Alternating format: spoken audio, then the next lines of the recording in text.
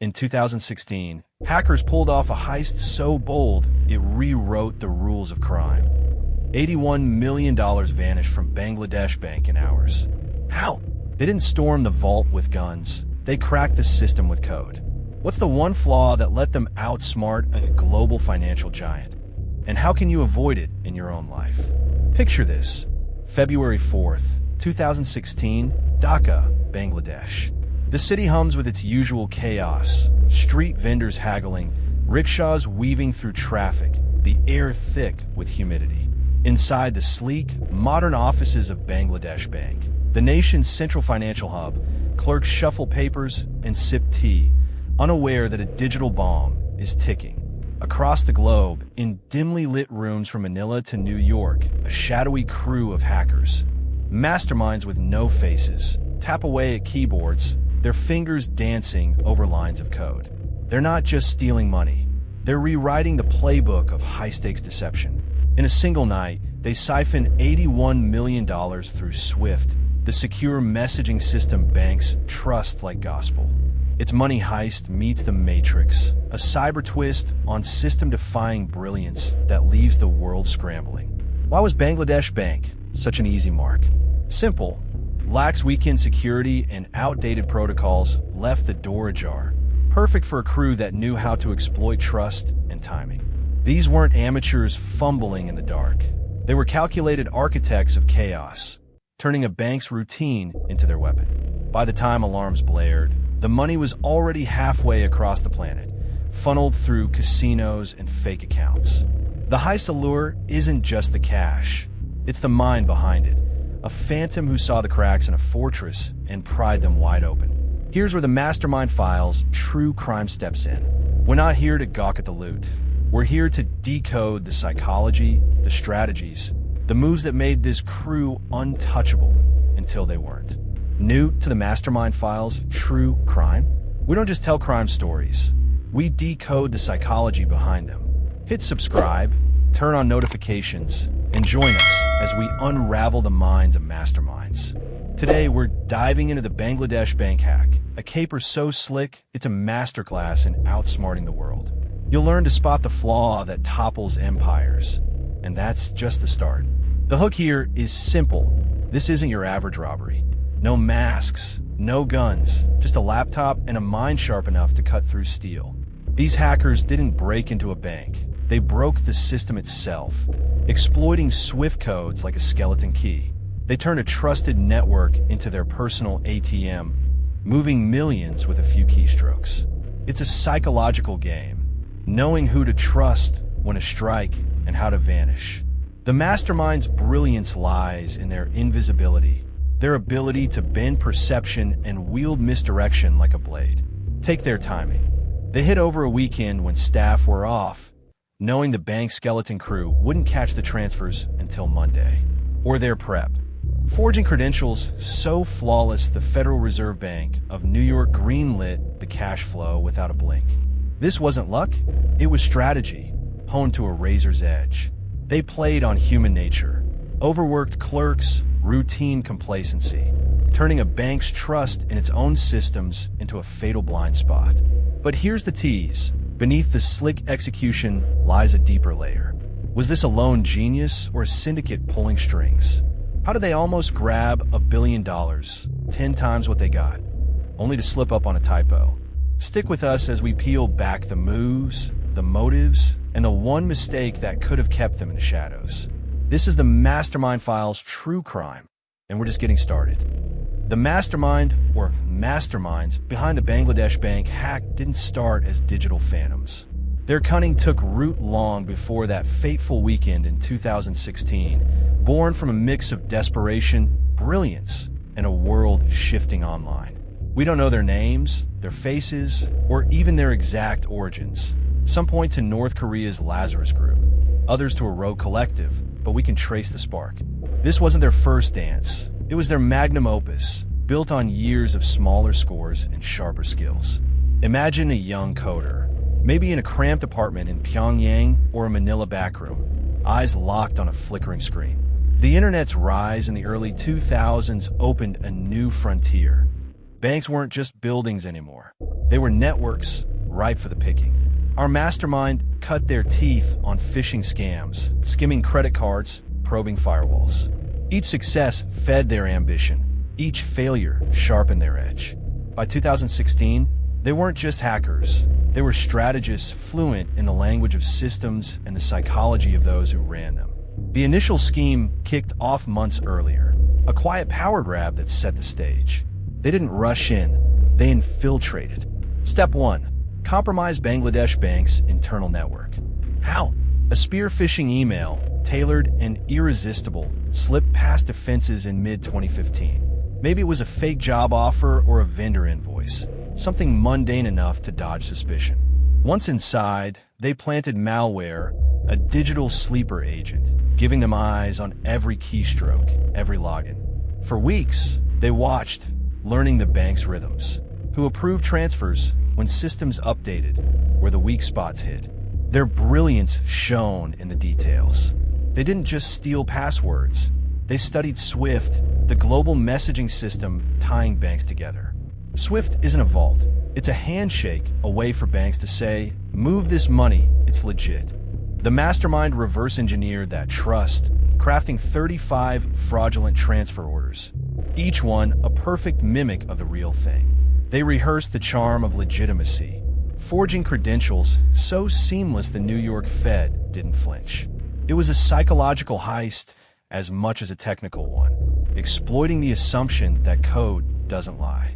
The stakes were astronomical, $951 million in requested transfers, dwarfing the $81 million they'd snag. They aimed to drain the bank's reserves, a digital gut punch to a developing nation.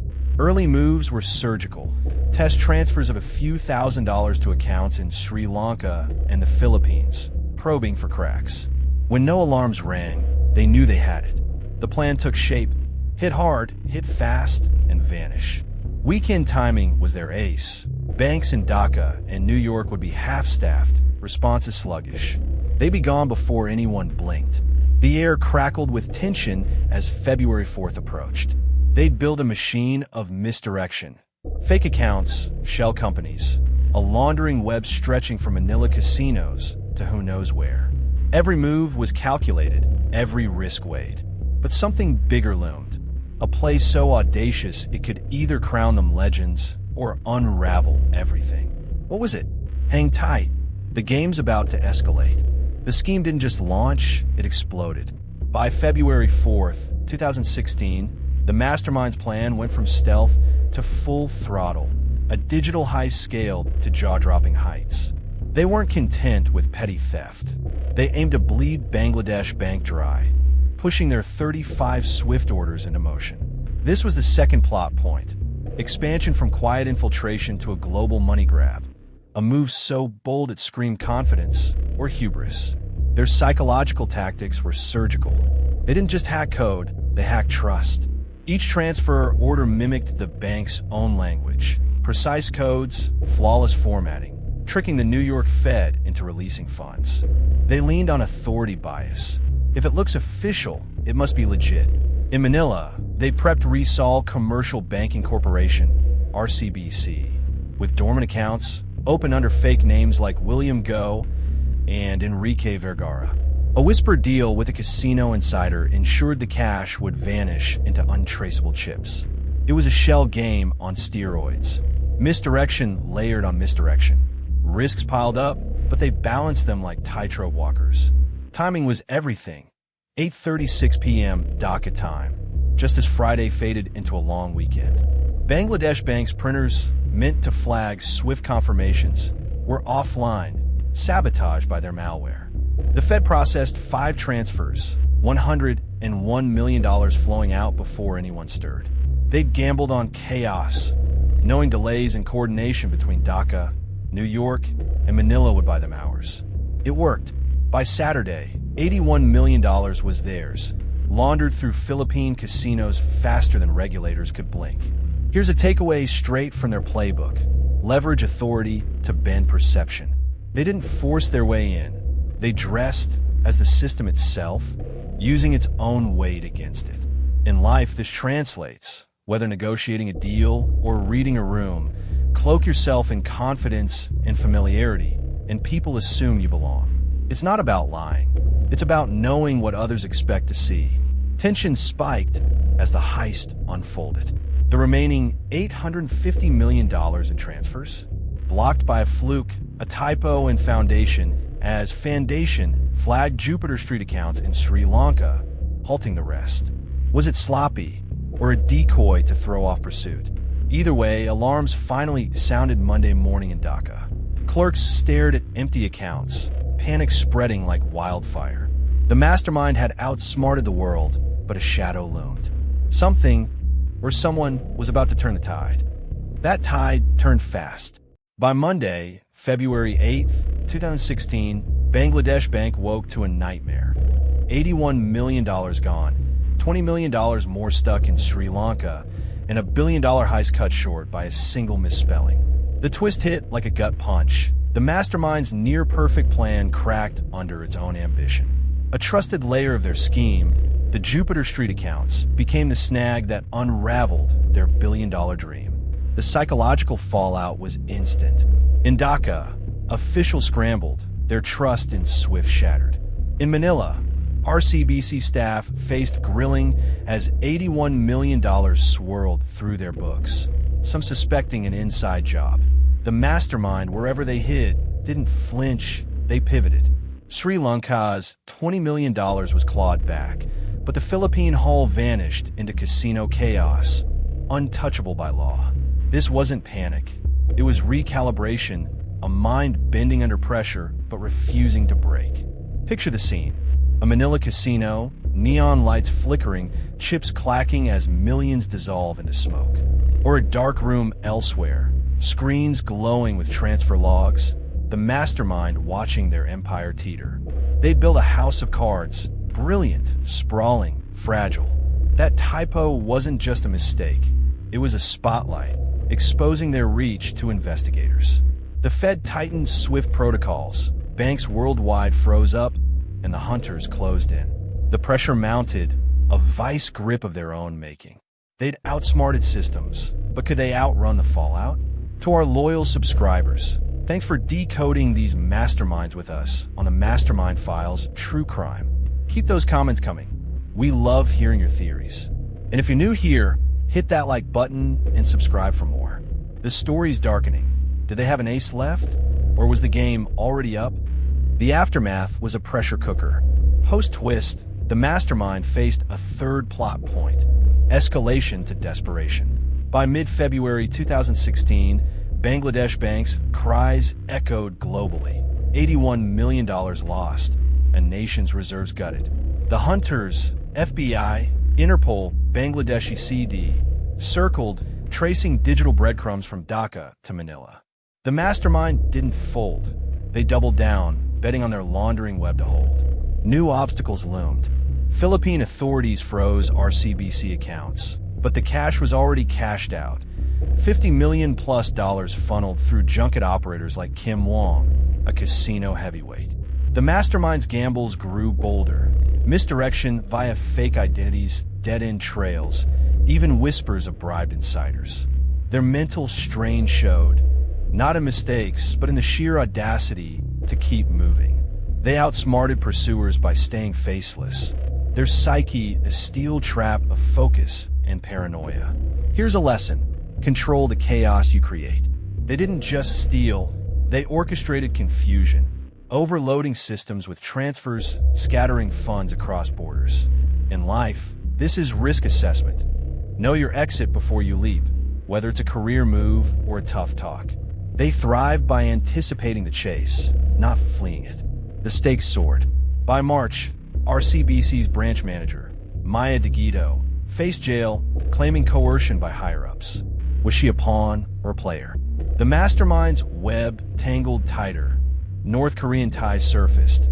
Lazarus Group fingerprints on the malware. Were they state-backed or solo? The climax neared, but a question lingered. Could they vanish as cleanly as they'd struck?